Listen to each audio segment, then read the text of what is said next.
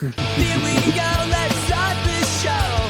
Steelers by the leg. It's time to get that day. James, Cody, Nick, and Jill on the mic. It's about to get real. Keep it live, that's right. From Pennsylvania to across the globe. It's time for the Steelers All-Star Show. Welcome to the Steelers by the Lake podcast. My name is James Strong, joined once again by my co-hosts Cody Tanner and Nick Pretzel.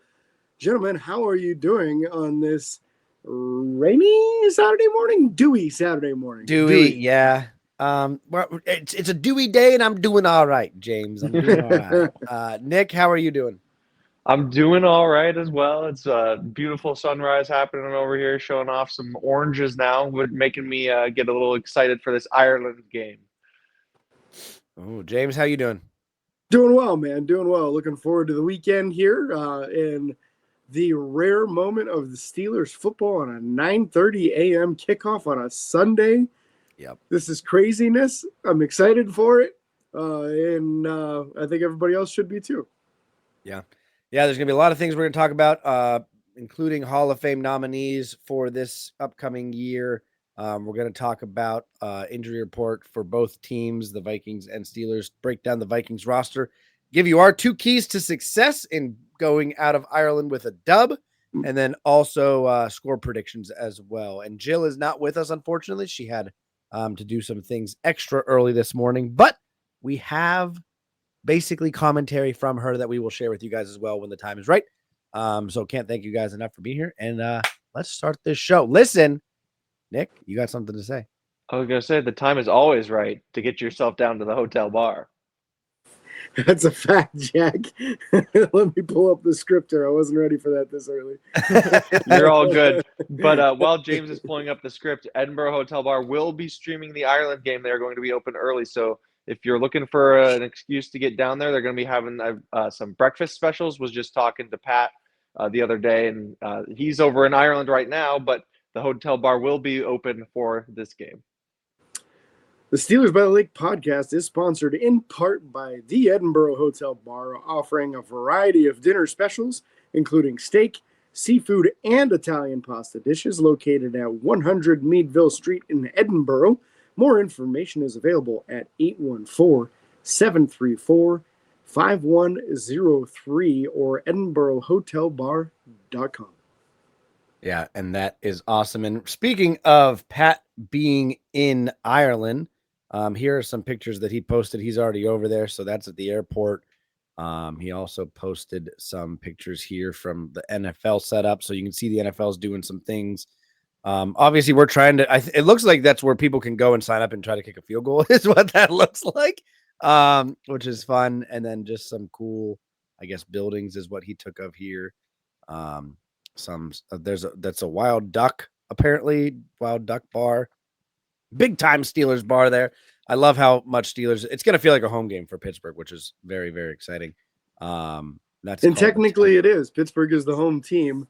Yeah, and did get some advantages by being the home team, including the place that they're staying, which is some huge old mansion that was converted into a hotel.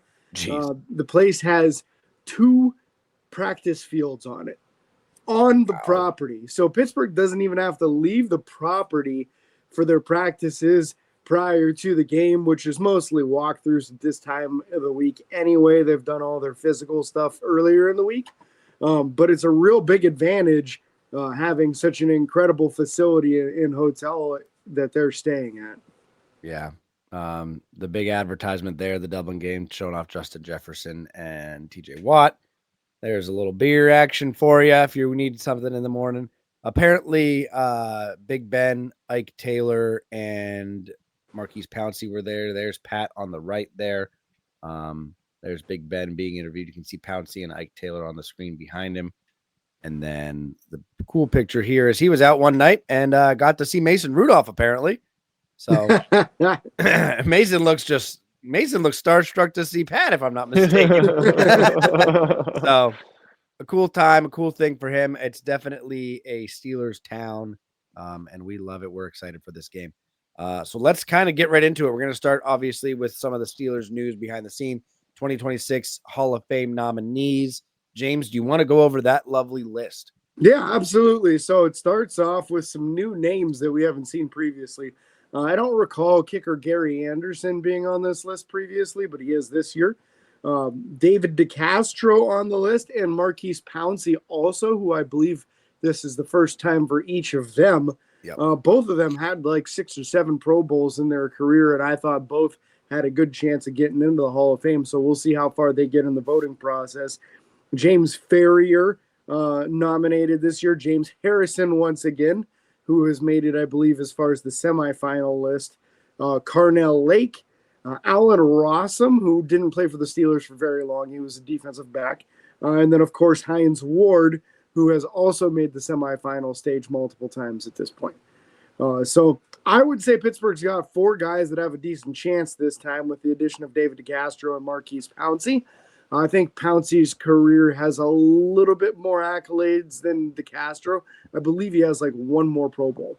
But I do think both of those guys will get in over time. They just won't put them both in at the same time. And usually offensive linemen have to wait a few years before they finally get in.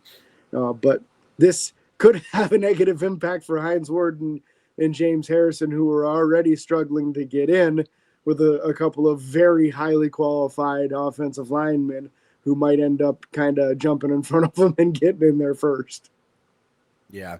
Yeah, it's really frustrating because I think Hines Ward is so deserving. I mean, he literally changed the game. And then James Harrison almost as equally deserving. I mean, one of the greatest Super Bowl plays you've ever seen in that 99-yard interception return. And so, and then just to have the career he did after being jumped around from practice squad to practice squad, I don't know. There's definitely something to be said about the guys' journeys, like how they got there and stuff like that. It matters in this piece of things. But David DeCastro, one of the best pulling guards I've ever seen. And then Marquise Pouncey, again, one of the top 2 Steelers specific centers of all time. All of those guys, top 3. Yeah, we got 2 Webster, of them in the yeah, Hall of that's Fame fair. already, so That's fair. it's tough not to say that they're in the conversation.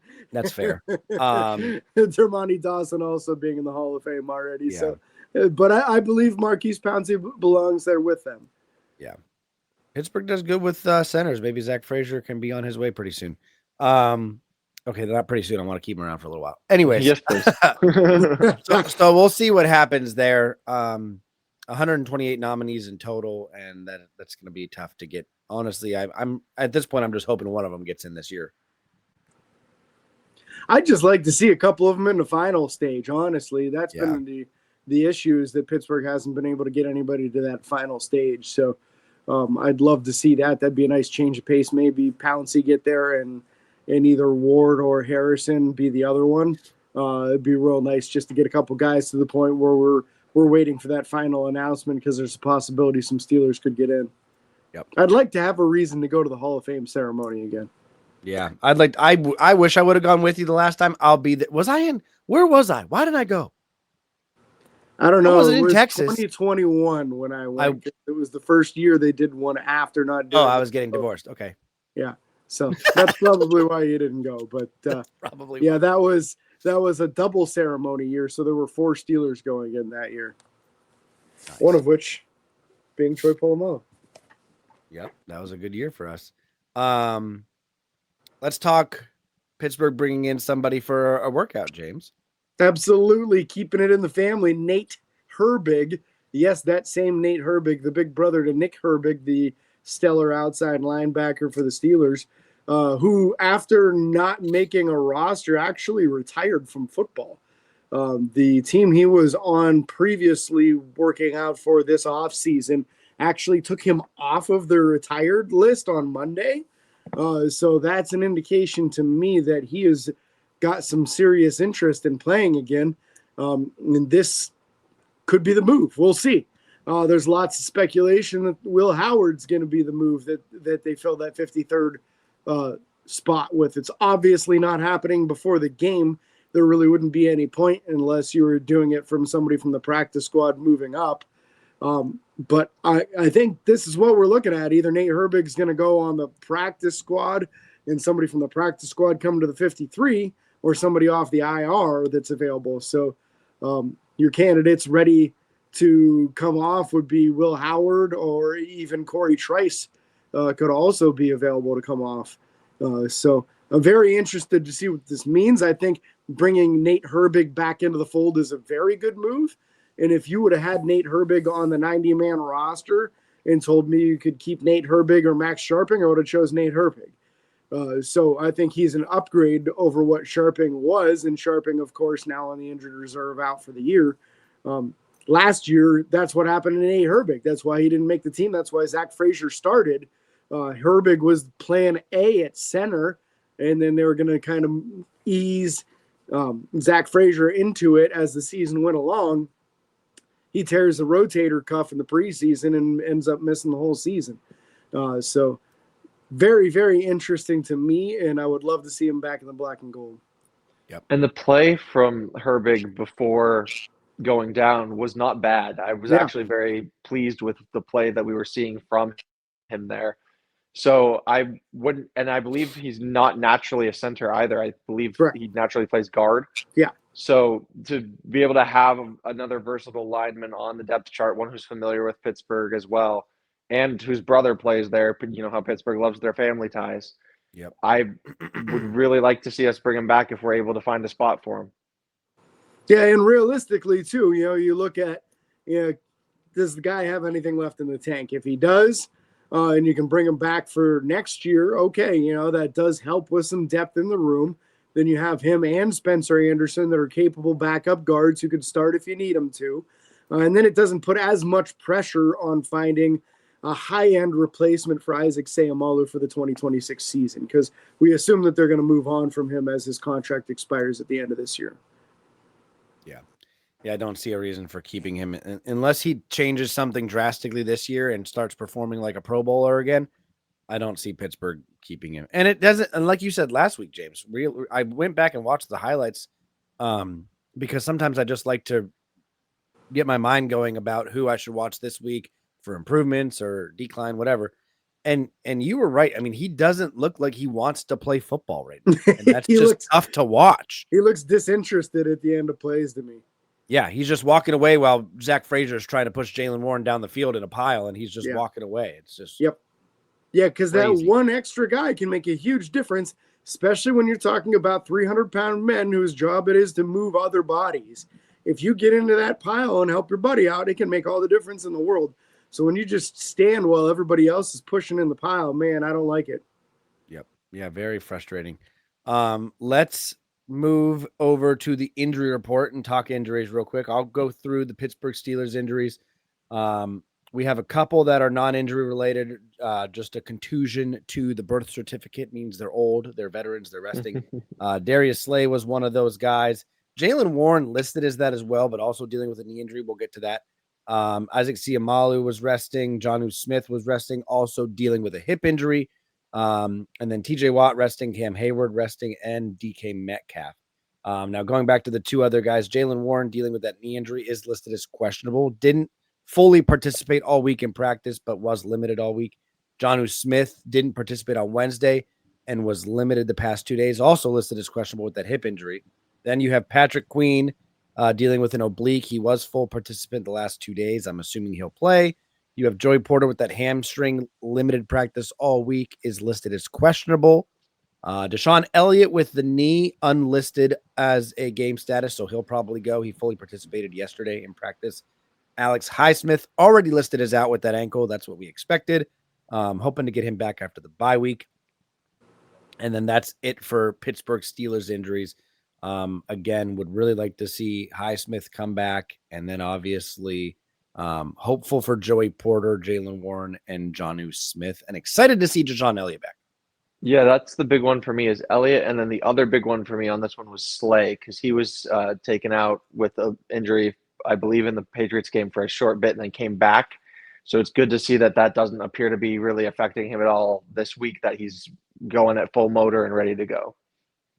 I'll tell you what this injury list makes me want to do. I need some energy this morning. I'm dragging a little bit, and I need Deshaun Elliott to bring that energy back to this Pittsburgh Steelers defense.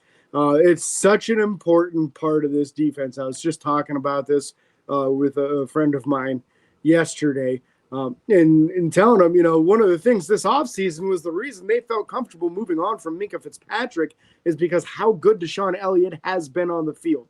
So they said, you know what, we got our leader in that safety room. Deshaun Elliott's who we're going to ride with, and then he gets hurt week 1, and he hasn't played again since. I think that is an instrumental part to some of this miscommunication on the back end. You saw last week a decrease in play from Juan Thornhill, an increase from Jabril Peppers. There's a possibility that our starting combination at safety is going to finally happen, and it took 4 weeks before we got there. A healthy Deshaun Elliott and Jabril Peppers. Now all of a sudden you're talking about a nice combination at safety, whereas before we're like, okay, Thornhill's decent, Chuck Clark's decent. They should be okay opposite of Elliott. Elliott misses. Now we got Thornhill and Clark. We got all kinds of issues going on with safeties not being there to back up the corners. They're left one-on-one all the time. I think a lot of that is going to start clearing itself up. And now you got a couple hitters back there too. Yep. Peppers and Elliott like to hit people. And I love that. So I think that's huge. But number 2 for me here, I'm a little worried about Jaylen Warren, a knee injury creeping up like that. We might see a lot of Caleb Johnson this week. Jonnu Smith, that kind of hit him in the middle of the week. He had nothing going on before. Now he's got a hip and he's questionable. Here's my thing on this. If he's not 100%, he's probably not going to play as much in this game as he normally would, which opens up the door wide open for Darnell Washington to finally get the playing time that we've all been calling for. And it might be out of necessity, and that could really help the offense in multiple ways, not just in the run game because of how dominant of a blocker he is, but in the passing game too, just because he can stretch the field vertically, not with his speed, but with his size and the amount of attention that he demands. Get Mount Washington on the field. Big Ben's been saying it every week. We've been saying it every week. We've been saying it for years, man. Yeah, it's true. When we drafted him out of Georgia and I saw the highlights of his playing, I'm like, that immediately put us in the category of the Patriots team that set records with touchdowns because of having Gronk and Aaron Hernandez. I'm not going to talk anymore about that. That's the only kind of record we want. But that immediately changed it. And now having Jonnu on top of that, and the fact that Pittsburgh doesn't utilize all 3 of those as much as I would hope. I mean, we're throwing these guys the ball at the line of scrimmage and using Darnell in only red zone packages. Darnell should be out there running down the seam on 2nd and 7 every single time. Every single time. Have Jonnu do a slant, have Jonnu on the I'm saying this because if this play happens, I'm going to call myself a genius. Jonnu on the left in the slot, run a slant to get you potentially 5 of those 7 yards. Having Darnell run off as the 6, looking like a 6, right on the edge of the lineman, running through the seam. Have DK on the outside running an out route, and then have Jalen pass blocking. Is that 11? I think that's 11. I think there might be one more. Anyways, it's too easy. It's too easy. That's the thing is I don't think we should call you a genius if that happens because it should be common sense if you ask me. Like, get that man out there and let him be the mismatch that he is. That was 10. That was 10. Calvin's on the other side outside, just running straight down the field, taking some players with him.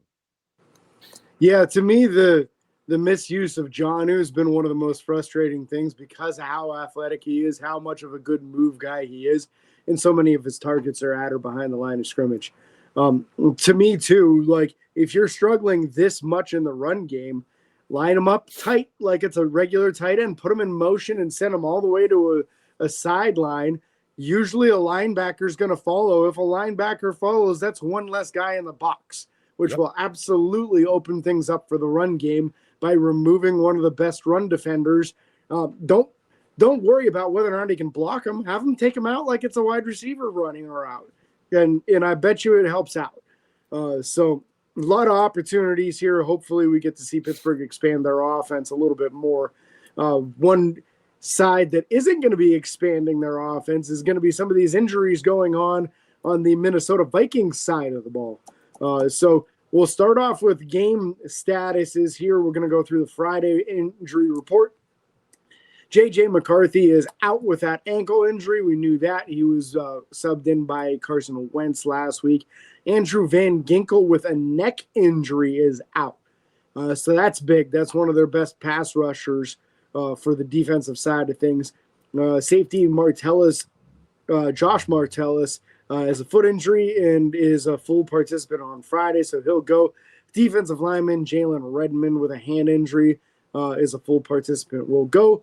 Tackle Justin School, who was coming back from a concussion, was full. He's not one of the starters, so that's a backup there.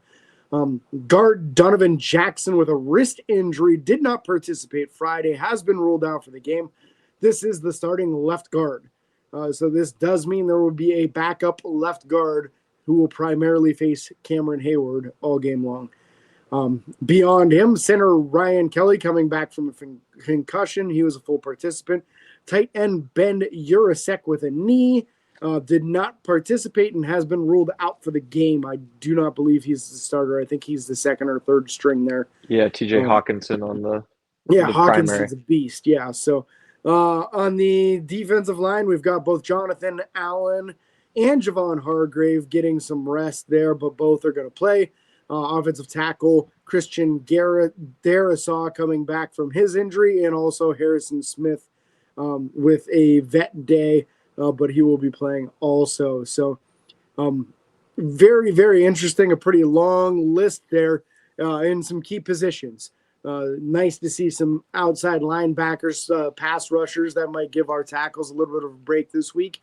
And then that starting guard and quarterback, obviously, those are huge for the Minnesota offense and what they'll be able to do to protect Carson Wentz, who has his own long injury history. So we'll see how that goes for Pittsburgh, but I think some of those injuries are pretty favorable for us. Yeah, the one injury that I think is most favorable is going to be that starting guard. Yeah. In that, when you look back at the tape from last week, you see Cam get that penetration that leads to the Harmon sack. So you figure if we can get Cam going on that backup guard, we can get a lot of pressures from other younger players or players on the outside, or at least get enough pressure to hopefully keep Wentz on his toes, which I think is going to be huge for this game. And I'll get to that once we get to our keys as well. Yeah.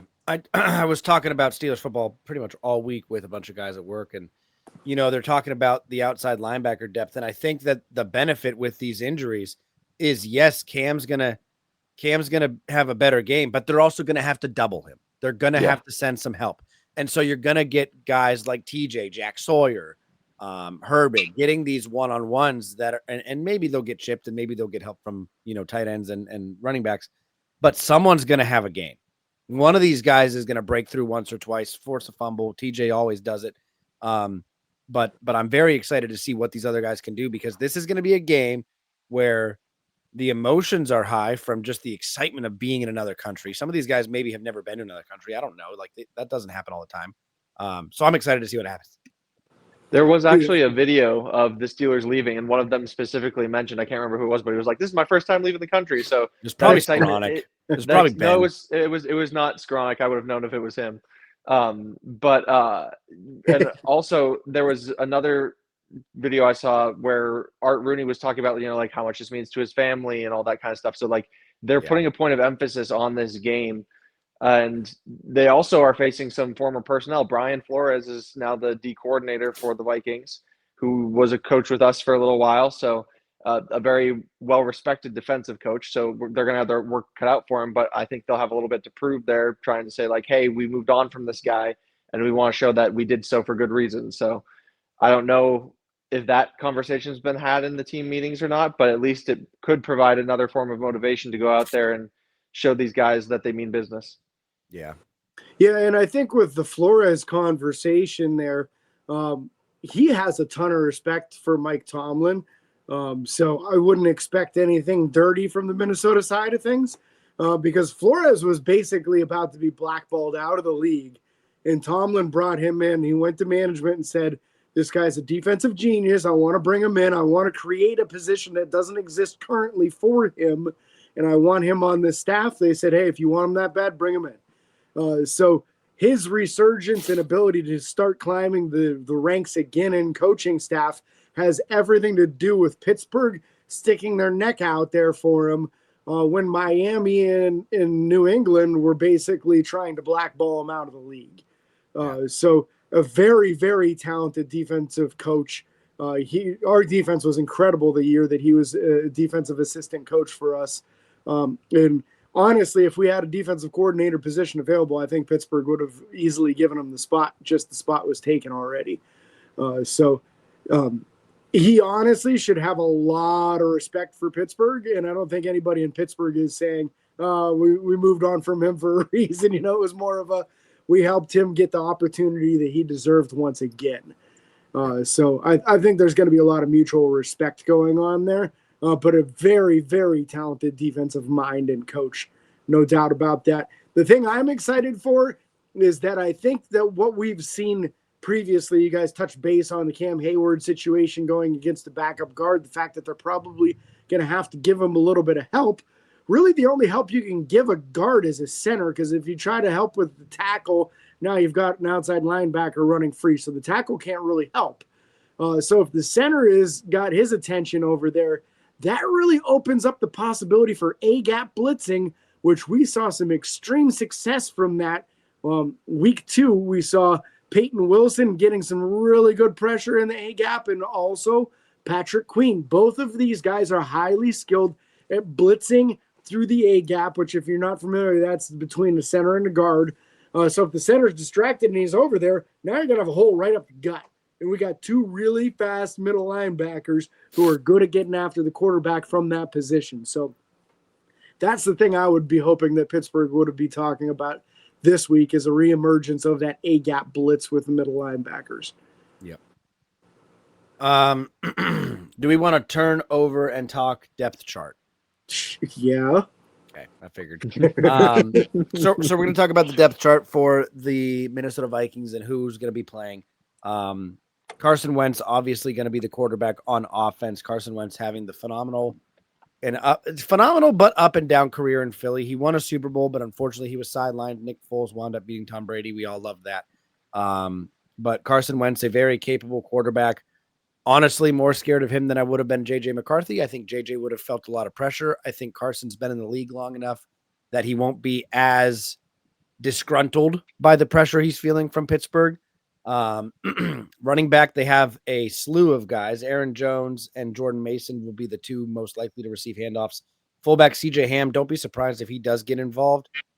He's a very capable fullback, blocking and rushing. Before you move on, I believe Aaron Jones is on the IR. Oh, never mind. Aaron so Jones I believe we will be seeing Jordan Mason primarily. Okay. I'm looking to see if I see anything. He did play in the first 2 weeks. I haven't seen anything else. Okay, that's fine. I haven't seen that. Wide receiver Justin Jefferson, obviously a big name that we got to watch out for. Jordan Addison as well. They did bring Adam Thielen in this offseason. So he's excited to be back in Minnesota and playing fairly well. Jalen Nailor will also probably be involved. Tight end TJ Hawkinson, one of the best tight ends, young and upcoming tight ends in the league. Expect him to be used as well, especially because apparently we can't guard tight ends. And so expect them to try to exploit that. On the offensive side of the ball, correct me if I'm wrong, because I know that some of these guys are injured. It looks like Christian Darrisaw, starting left tackle. Donovan Jackson is the one that's injured. Correct. And already listed as out at the guard. So then Joe Huber more than likely getting the start. Ryan Kelly also listed on that injury with a concussion, but expected to start at the center position. Will Fries and Brian O'Neill on the right side both will play. So yeah, I just checked it. Nick's absolutely right. Aaron Jones is on the injured reserve. So we're going to have a heavy dose of those backups there. Jordan Mason and Ty Chandler at running back. Offensive line, this is something that can't be understated with these guys here, right? They have a very talented offensive line when the starters are out there. They have Pro Bowls under the belt of both Christian Darrisaw and Brian O'Neill. And from what I understand, their game plan is likely to go one-on-one without giving much help at both sides. TJ might get one-on-ones with Brian O'Neill for a good portion of this game, unless he has too much success. Then, of course, they're going to start chipping and giving some help. But we saw last week TJ finally got the opportunity for some one-on-ones and made the Patriots absolutely pay for making that neglectful decision. To me, I'm terrified of this wide receiver core. This might be the best wide receiver core in the NFL. Yep. And going to be one heck of a challenge. I hope Joey Porter Jr. is able to go to help out with these guys because it might be a real difficult challenge. These young, highly athletic dudes for our older corner pair in Darius Slay and in the opposite corner there too. Yeah. Bouncing around to the defensive side of the ball for Minnesota. I don't think I'm going to have any issues with this, James. We're going to find out. On the defensive line, so they run a 3-4. They got Jonathan Allen, Jalen Redmond, and Javon Hargrave. Javon Hargrave, obviously somebody that was a former Pittsburgh Steelers, won a Super Bowl with Philly not with Philly. Yeah, with Philly. Yeah. He also played for the 49ers, and now he's in Minnesota. He's probably the biggest name. Actually, him and Jonathan Allen are both the big ones that I'd watch on that D-line. Looking at the outside linebackers, Jonathan Greengard and Andrew Van Ginkel. Van Ginkel is one of the ones that I think I'm more fearful of any kind of pass rush and stuff like that. And he's out. Never mind. I forgot. Dallas Turner will be more than likely playing in his place. And then you look at the interior linebackers, Blake Cashman, a very quick and athletic, kind of reminds me similar, not as athletic as a Peyton Wilson, but that's kind of the idea I get with those two.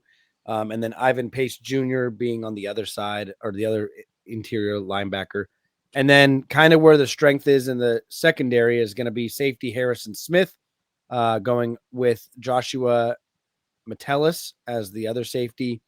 And then the cornerback room is fairly talented as well. You have Byron Murphy Jr., Isaiah Rodgers, and Jeff Okudah, a former first-round pick with the Detroit Lions, if I'm not mistaken. Yeah. Capable guys. They only have 4 listed cornerbacks, so hopefully none of those guys get injured, and we'll see what happens. I believe it was Pace who had a monster game last week against the Bengals with, I believe, 2 turnovers that turned into scores. One was a pick 6 and then a fumble recovery run back as well. That was Isaiah Rodgers. Yes. Yeah. So Isaiah had the game of his life last week, getting in the end zone twice with 1 pick 6. I think he's the first. He's the first player in NFL history, right, to have that combination Vikings of things. History for sure. I don't know if it was NFL history, but they said I thought it history. was NFL history. Okay, could that's be. fine. But I know for sure it was team history. They definitely made a big deal out of it. So not a common thing for anyone to do that sort of stuff. That's for sure. Some definite things to highlight on this team here. The defensive line is more of a penetrating defensive line than they are a run-stopping defensive line. Javon Hargrave is good against the run, but as a penetration guy, not really the stack guys up and shed them type. Same for Jonathan Allen. Jonathan Allen always been a penetration pass rusher type defensive lineman. So it'll be interesting to see how our offensive line does against these guys and if they're able to move them. Usually they have a little bit more success with 3-4 defensive lines like they did last week. So I think that bodes well. Also, the size of this secondary. Metellus, Rodgers, Byron Murphy, these guys are all like 5'10" or shorter. The only big defensive back is Harrison Smith, and he's like 39 years old. Okay, I'm exaggerating, but he's an older safety. So you don't have that blend of size and extreme athleticism. So you might be able to run away from these corners. So slants, drags, go balls, that kind of stuff. You should have an advantage with the extreme speed in the Steelers wide receiver core versus the defensive back room for the Minnesota Vikings here. Yeah. If you hear screaming on the podcast, we want to confirm and let you guys know that is not a child or a human. That is one of James' dogs upstairs who is not having a good time being alone right now. That is the moose known as Tesla. Tesla has not gone to the bathroom yet this morning. She decided to sleep in. She's now regretting that decision and going to have to wait until we're done.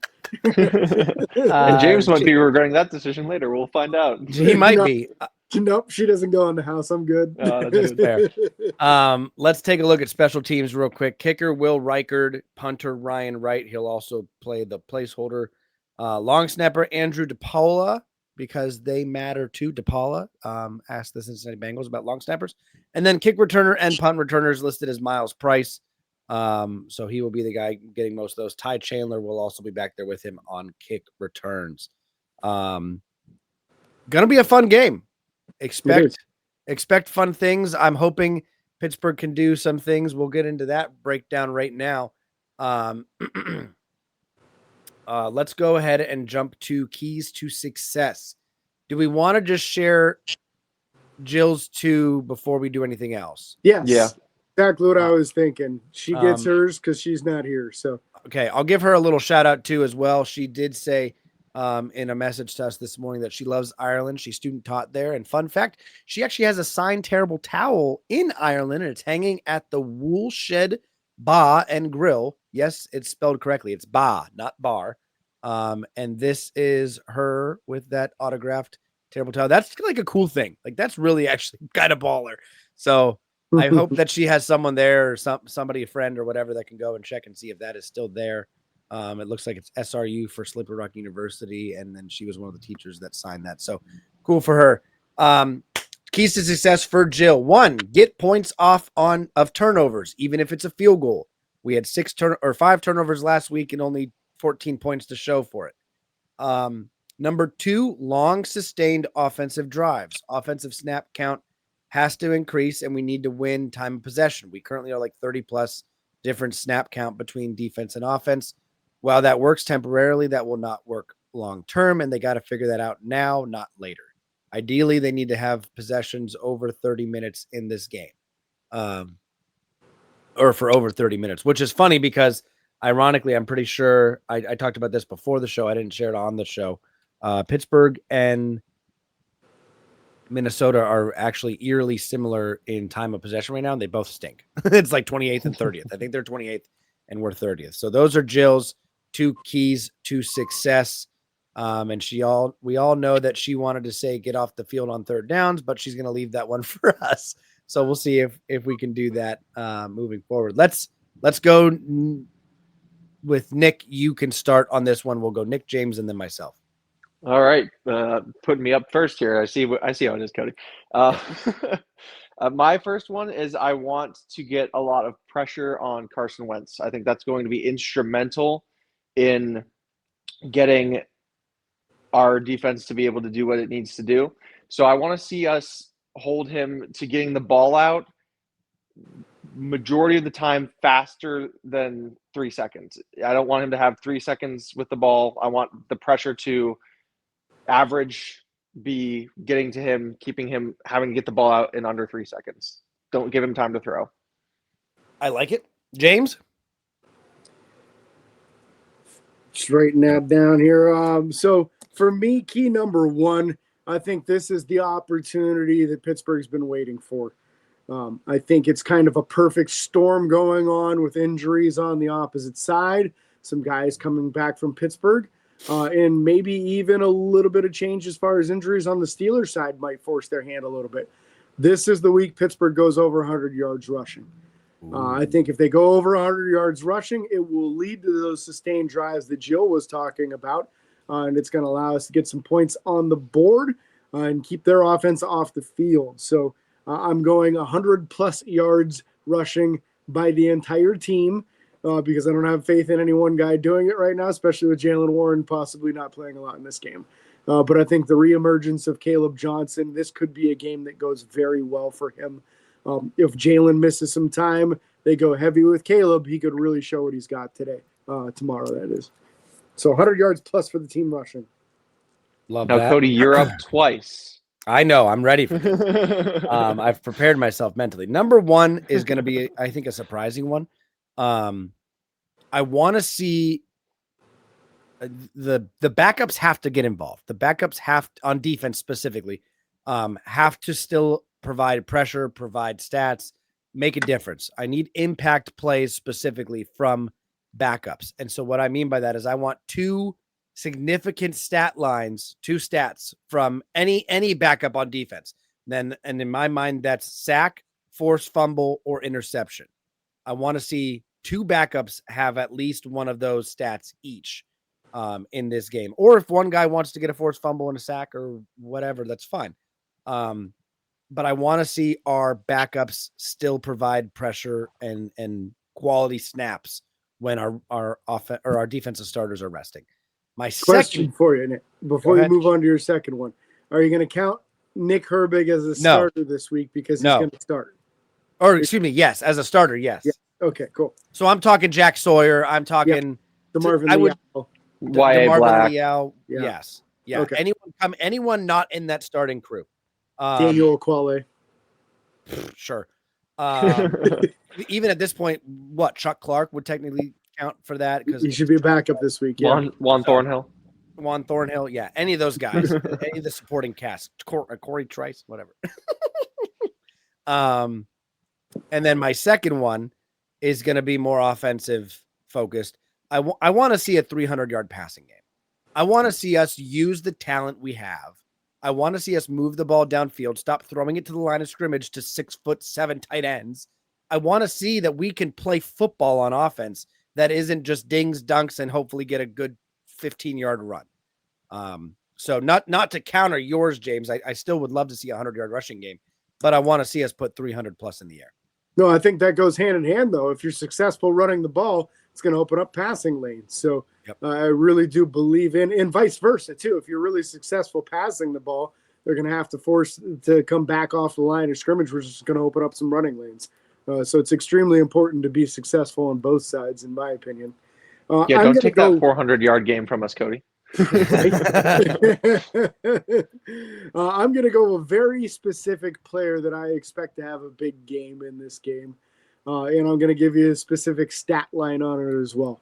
I'm going to say in this game, Cam Hayward has 2 sacks and 2 batted passes. I think he's going to dominate and absolutely wreak havoc on that Vikings offensive line.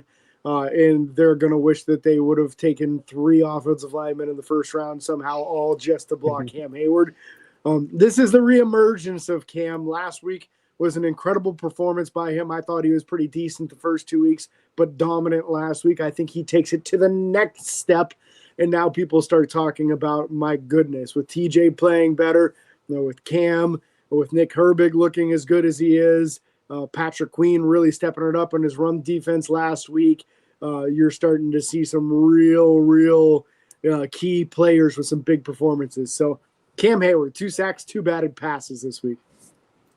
I like it. I'm going to steal a key to success from previous weeks. I believe it might have been one of James's keys previous. But for my offensive key, I want to see at least 4 plays go for 20-plus yards. I don't want all these checkdowns behind the line that get blown up before they even get to the line, or honestly passes at the line that don't go where we need them to go. When we're in 3rd and long situations, I don't want the guy to have to make up the yardage and then some in order to be able to bring something more manageable up. And when you can get those 4th and 2s or 4th and 1s, depending on where you are in the field, sometimes you have the opportunity to go for that and extend a drive. So I want to see us get some of these bigger plays and not get behind the sticks and behind the play, so to speak, and be able to have some bigger splash plays, get this offense going, and see us be able to actually produce on that side of the ball, where I feel like that was very lacking last week, especially. Yeah, I like it. Score predictions. We'll go with Jill's first. Jill's first score prediction is, or her only score prediction, excuse me, 24-21 Steelers. They got to do it for Rooney, she says. So that's her score prediction. We'll go same order as everything else. Nick, James, and then myself.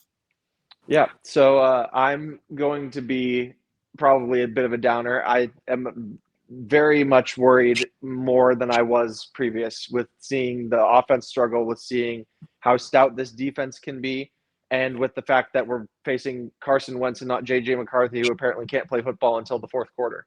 So I'm going to give it to I'm going with the same score as Jill, but I'm giving it to Minnesota. I think we're going to hang in. I think it's going to be tight. I think we're going to have a bit of a slog fest here in terms of defensive battle, but I'm going 24-21 Minnesota. Damn. All right, so that's going to put me up, and I'm going to go a little different direction here. I think that these defenses have been kind of lacking so far this year, and we're going to see a lot of points. So as much as I would like to see Pittsburgh really shut down Minnesota, the wide receiver core kind of scares me a little bit. I'm going to put it at 28-27 with Pittsburgh winning in a very close matchup.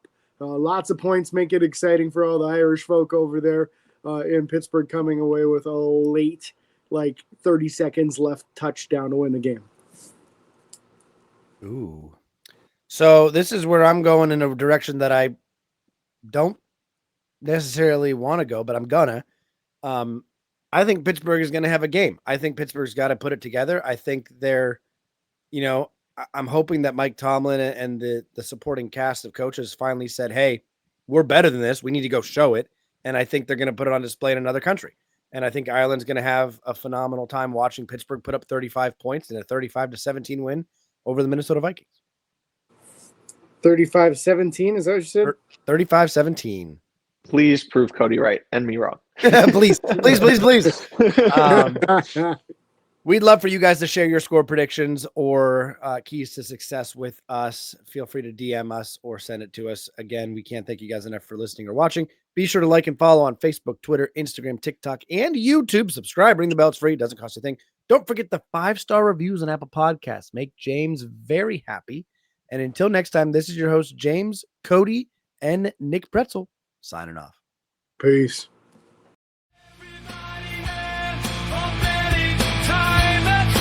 Steelers.